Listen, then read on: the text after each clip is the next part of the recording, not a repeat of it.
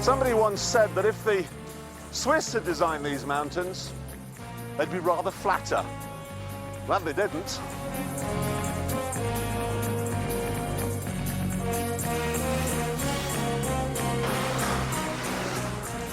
But look, let's not mock. I mean, it is pretty hard to design or particularly invent anything in a country where almost everything is banned. Elsewhere in the world, ski resorts echo to the sound of people having fun on snowmobiles. But not here. They're outlawed, as are cars in the top resort of Zermatt. Here in the alpine equivalent of Trumpton, I find myself asking a question. What sort of a country replaces its cars with ridiculous electric vans and yet still feels the need to build speed bumps? Well, I'll tell you. Switzerland has declared war on the motor car. The Swiss can afford to be rabidly anti-car because, unlike just about every other country in Western Europe, there's no real car industry. It was a beautiful day, sun beat down, I had the radio on, I was driving. Unless, of course, you count this. The 5-litre, supercharged, 160-mile-an-hour, ultra-lightweight, aluminium, rinse-speed roadster. I rather liked it. Yeah, running down a dream that never would come to me. But this is a country with rigorously enforced speed limits. A country where you can't wash your car on a Sunday, where big-time motorsport is banned, where the government has gone eco-crazy. I felt so good, like anything was possible. Hit cruise control and rub my eyes. Switzerland is to motoring what Saudi Arabia is to whiskey. So it's surprising to find the roadster is pretty good. The interior's a bit radical perhaps, and at 50 grand, you have to call it pricey. The biggest thing I don't like, though, is the noise. To keep the Swiss politicians happy, and remember their policies are as green as these meadows, it's a very quiet car indeed, too quiet. It's a case of Julie Andrews meets Simon and Garfunkel. The hills are alive to the sound of silence. And apart from the quietness, it's hard to enjoy yourself when the locals think they've just been overtaken by Satan himself. So, why do they hate it? I mean, they make it. Aha! You see, they don't. It was designed by a Swiss person, it's made by a Swiss company, but it's actually built in America. There is a program which is forced or has been suggested mainly by the Greens and by the Socialists that the best way to combat the motor traffic, to reduce the numbers of cars on the road, is to do something about the roads themselves, to make them narrower, to put more obstacles in, and to make it more of a bother for the motorists to use them. The same roads that they spent millions and millions on to make them straight and wider, now they spend millions and millions on to make them narrower. You have to say they've been remarkably successful. Geneva's very nearly as clogged up these days as Tokyo. Our governments do everything to hamper private transportation. What happens? Cars are running around 1 kilometers, 2 kilometers, just to find a parking lot. And they say they do it for the sake of the environment and the clean air. Now, in my opinion, if a car is parked, you've got clean air. And a car looking for a parking space, that's the most idiotic use of a car you can possibly have. He became so irritated by the Greens that he started the Car Freedom Party, which, despite some violent opposition, now has 7 seats in government. In 1984-85, in this country, the so-called Waldsterben happened. That was an allegation that forests in this country will soon die because of the toxic exhausts of motor cars. And when the Swiss Parliament met for a special session in February 1985, we felt now they have all gone nuts. This is the only country I've ever heard of where the population actually voted in a referendum for higher petrol prices. Yeah, go ahead, make it 15 quid a gallon. We sold a lot of chocolate last week. You know, people here do still have supercars, but I can't figure out why.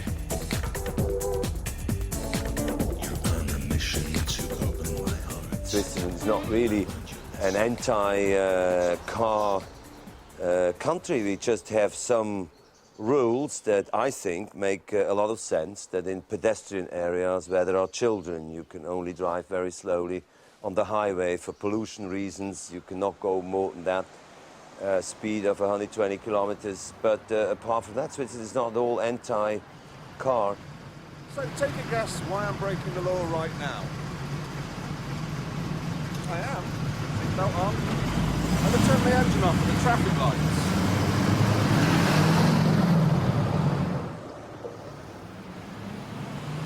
There's one good thing, though.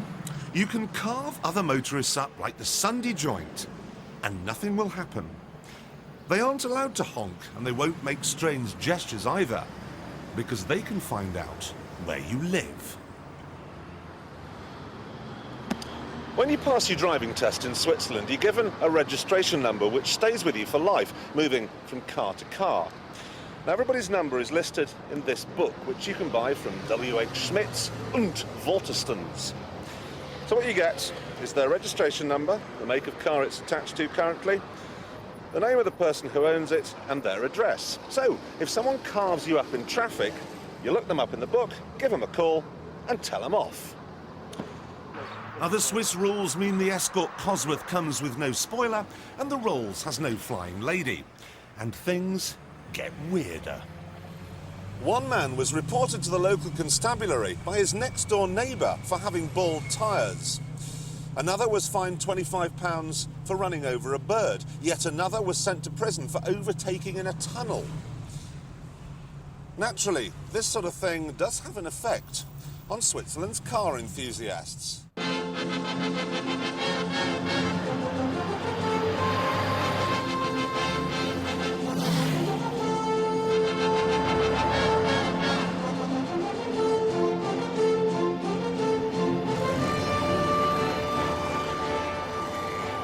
You say this is better than a bike. Why is that? Because bikes have some problems engineering-wise. They have too short a wheelbase and too high center of gravity. This machine is much longer and has much lower center of gravity. Plus, of course, you don't get wet. Well, that's some other engineering aspect. You've got to convince car drivers that it isn't going to fall over, and you've got to convince motorbike riders that it isn't going to fall over. So, go ahead. Basically, the concept is a motorcycle with an enclosed cabin. And if you have an enclosed cabin, you cannot put your feet out of it. So we have this outrigger stabilizing wheel system. What if you forget to put your wheels down? You won't forget it.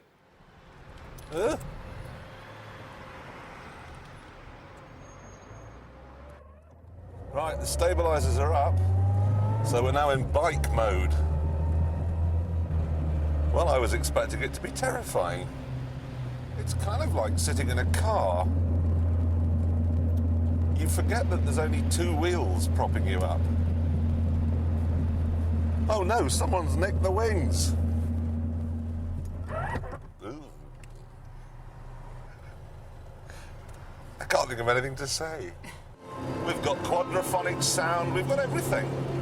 The only trouble is, of course, at £50,000, it's quite an extravagant toy. I was just thinking I should buy Mystic Meg one of these. Mystic Meg's auxiliary transport module. Be afraid. Be very afraid.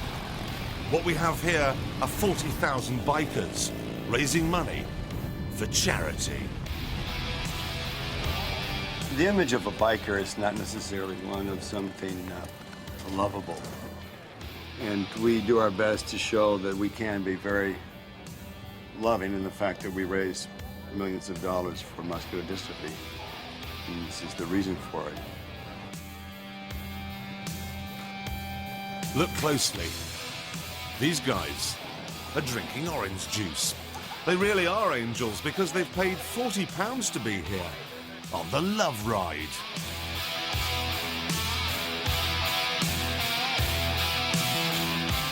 Well, the whole thing is, you know, skulls and all. It's got something to do with our own individualism. It's supposed to make people feel who aren't just relaxed, uncomfortable when they see us with our skulls and everything. That's the desired effect. And then you go around raising money for muscular dystrophy. Yeah, right.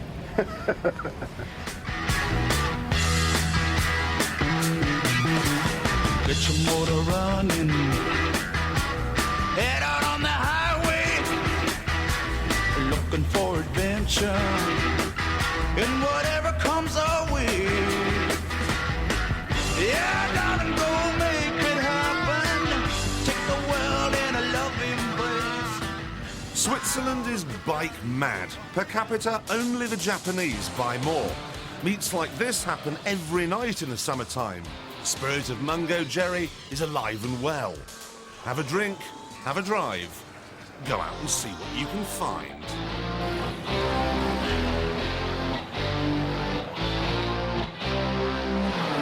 And what you will find is a bunch of tree huggers trying to get you off your bikes and onto the buses.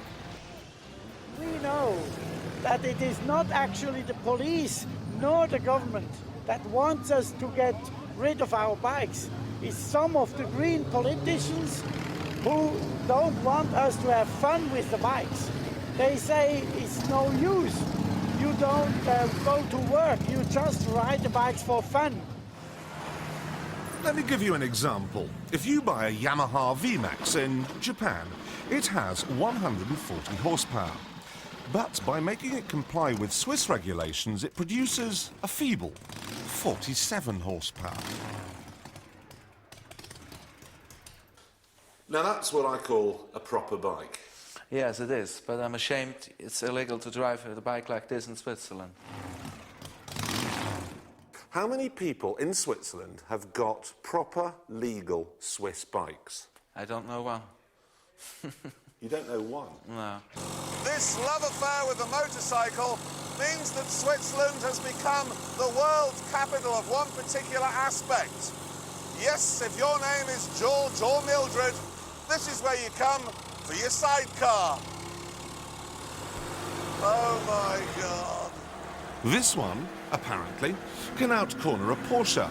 But as it costs more than a Porsche, we shouldn't be all that surprised. This one has leather seats. And this one is blue. Plus, it has a funny front fork arrangement, which seemed to fascinate pretty well everyone, except me. In my book, sidecars have never been, and never will be interesting. So, let's get back to cars.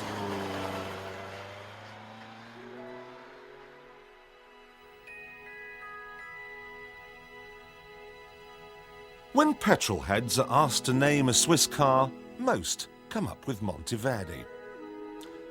Beautiful, isn't it? But, like the roadster we saw earlier, it's not really all that Swiss. The engine is American, the rear diff is British, the gearbox is German, and it was designed and built in Italy.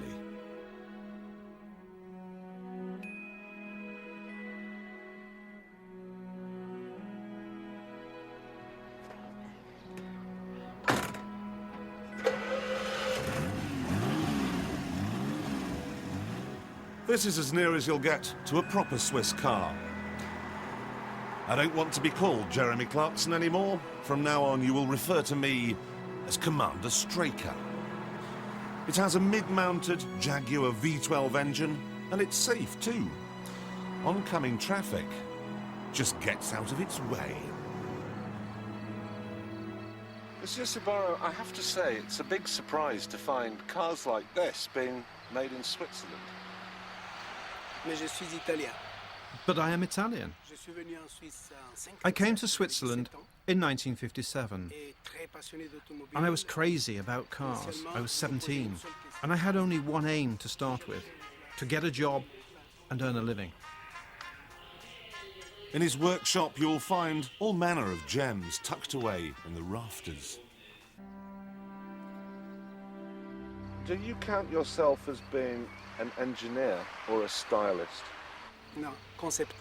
No, I'm interested in the whole concept, because you find the quintessence of the craftsman, the engineer, the stylist and the designer, and all that in one.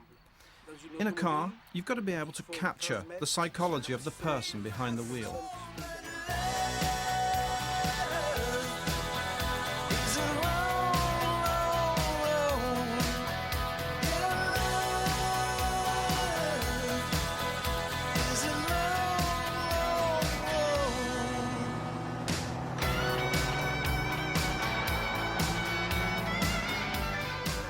You mustn't confuse this with some silly concept car for doing the rounds at a motor show.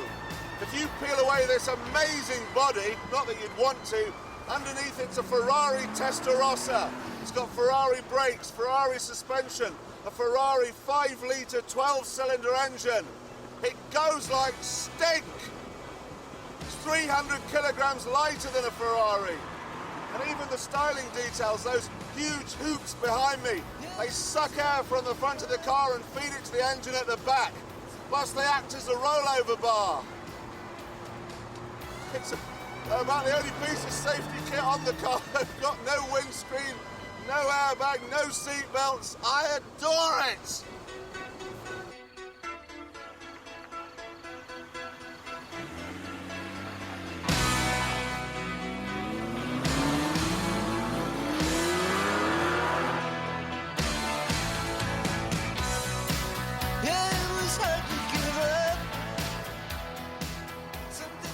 I don't want to appear rude, but how much did it cost?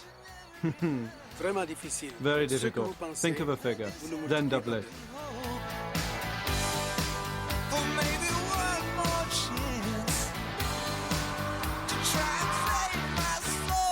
This is living. I feel alive in Switzerland. And that is a rare thing.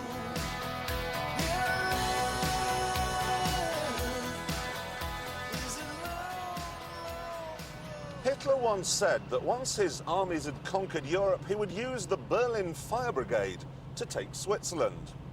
But of course he couldn't. You're not allowed to take Switzerland with a fire brigade. And anyway, you'd have a job.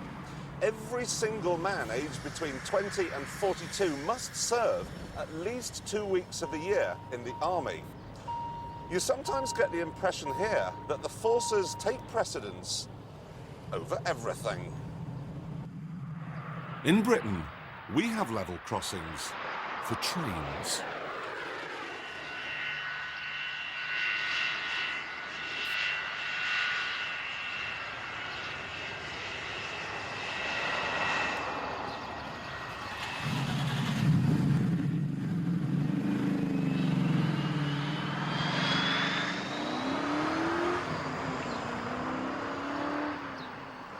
And there's more. Some sections of the Swiss motorway have been designed to double up as runways, should the Germans get bolshy again. Most bridges and tunnels are mined so that any invading force would have to come through the mountains. And remember, they're not allowed to use snowmobiles.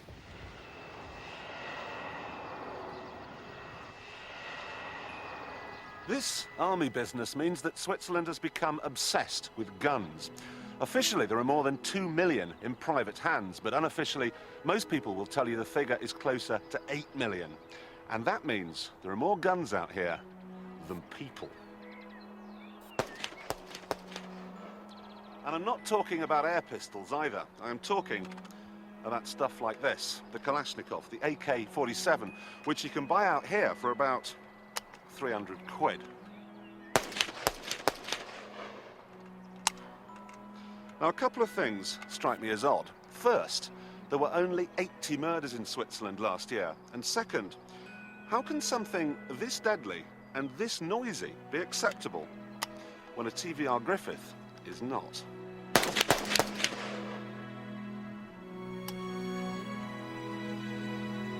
Look at this. A perfect summer's day. Top down, spectacular scenery, and a sports car to match. But sadly, you can't buy this car here. Its engine falls foul of just about every piece of legislation in Switzerland's sizable book.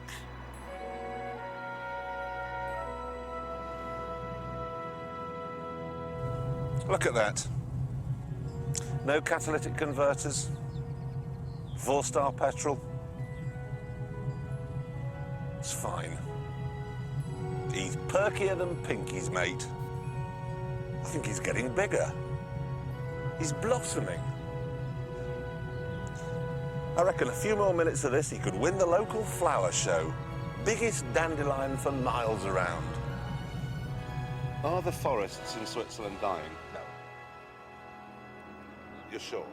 it's a lie. Go out and look at the forest. I mean, this spring they look fantastic. The Swiss forests, they are so lush and green. There's no forest dying. I read some statistic. Actually, Switzerland today has more wooded area than it had 10 years ago.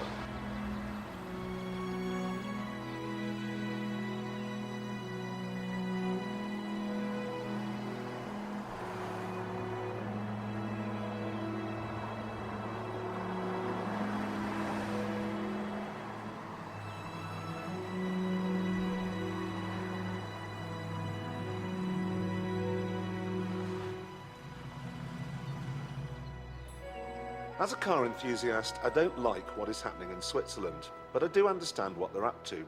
For the most part, they have a very pretty country, and they want to keep it that way. But I must confess, I don't understand Switzerland.